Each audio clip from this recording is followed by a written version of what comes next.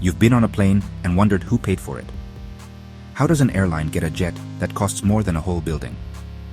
Do they go to the bank, lease it, or borrow money for it? Get ready, because how airplanes are bought is not what you think at all. First, let's put this in perspective. A plane like the Boeing 737 MAX or the Airbus A320neo costs about $100 million. And if we're talking about giants like the Boeing 787 or the Airbus A350, then add more to that. They can go over $300 million. And you know what's crazier? Nobody pays the full price for that. Yep, you heard right. Those prices are from a catalog, like the sticker price of a new car that's never paid in full. Airlines negotiate such big discounts that sometimes they only pay half, up to 50% less. An epic example. Air announced an order for 470 planes in 2023, valued at $700,000 to $1 million, but the real cost was actually half. So don't be fooled by the official numbers. But then, if they're still so expensive even with discounts, how do they pay for them? Here begins the real journey, the direct purchase. Yep, some airlines buy planes just like you'd buy a house, but like 100 times bigger. Of course, they don't show up with a suitcase full of cash. They order planes years before they get them and pay little by little.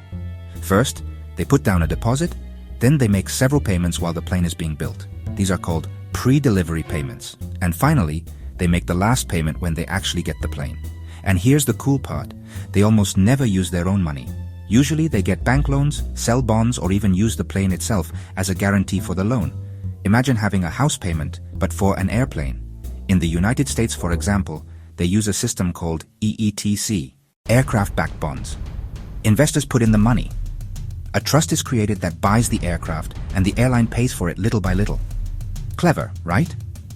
Now, if the airline is from a country where loans are tough to get, that's where export credit agencies come in. What do? They back the loan so the manufacturer can be sure they'll get their money. For example, the Export-Import Bank of the United States or its equivalents in Europe help seal the deal.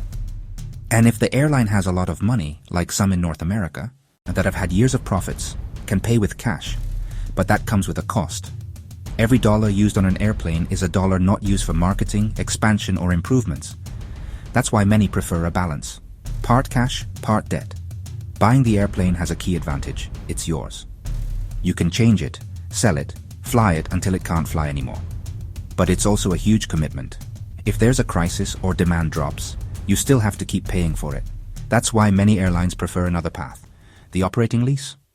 And now, here's where it gets interesting. Instead of buying, many airlines decide to rent planes, kind of like renting a car.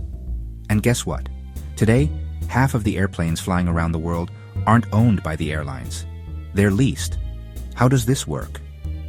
A leasing company, like AerCap, Abalon, or Boca Aviation, buys the plane and then rents it to the airline for 5, 8, or even 10 years. During that time, the airline uses it as if it were their own. They paint it with their logo, fly it, fill it with passengers, but the real owner is still the leasing company. And what does the airline get out of it? Flexibility. They don't need millions of dollars up front. They can give the plane back when the contract ends and easily get new ones. It's perfect for growing fast, starting new routes, or changing how many planes they use based on what people need. For example, if there's a big sickness and not many people are flying, they just give back some planes, and it's all good.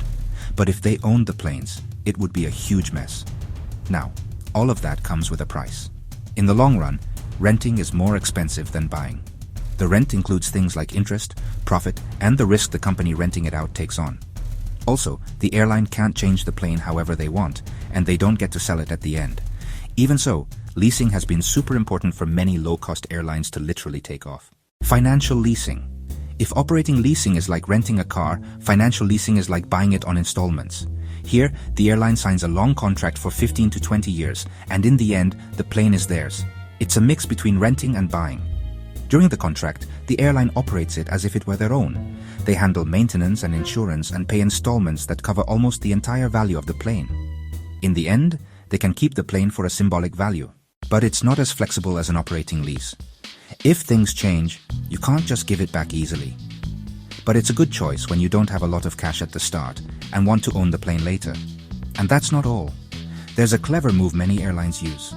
First, they buy the plane, then they sell it to lease it right away.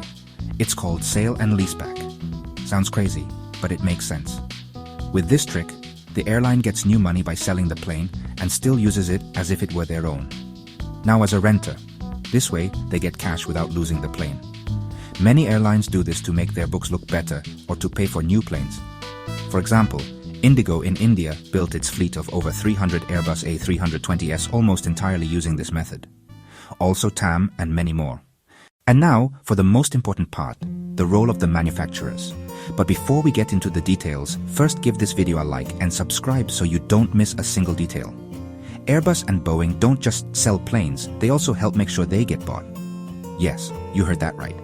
If an airline has trouble funding an order, Boeing or Airbus can help with loans, temporary leases, included spare parts, training, and even buyback guarantees.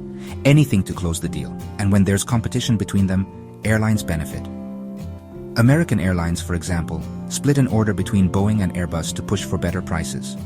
And Ryanair has said that if the new Chinese Comac C919 plane is cheaper, they would consider it. Now pay attention to this, the Aviation case. Imagine starting an airline from scratch. You don't have planes, you don't have millions of dollars, but you want to fly. That's exactly what Aviation did. The first low-cost airline from the Dominican Republic started in 2022. And how did they do it? With a smart move. Aviation signed an order for 20 new Boeing 737 MAX 8 planes directly with Boeing, with an option for 15 more. But while those planes were being built, they needed to start flying right away. So they rented their first 5 planes from a leasing company called Griffin Global Asset Management. The result? They got Aviation flying without paying for the planes out of their own pocket. Plus, they had direct support from Boeing, who treated them like an important customer. All of this was also backed by the investment fund Bain Capital. Aviation didn't just lease and buy. They also used the airplane maker's good name and set up their business to grow without getting too much into debt. Today, they have one of the newest fleets in the region. All thanks to a plan that mixed renting, buying overtime, and getting help from the airplane maker. See? Buying a plane isn't just writing a check. It's a whole financial orchestra, involving banks, investment funds, manufacturers, leasing companies, and a lot of negotiation. And that was just one part. The world behind each airplane is as complex as it is fascinating. So go watch the video on screen to learn more aviation curiosities you never imagined. Go watch it. Oh,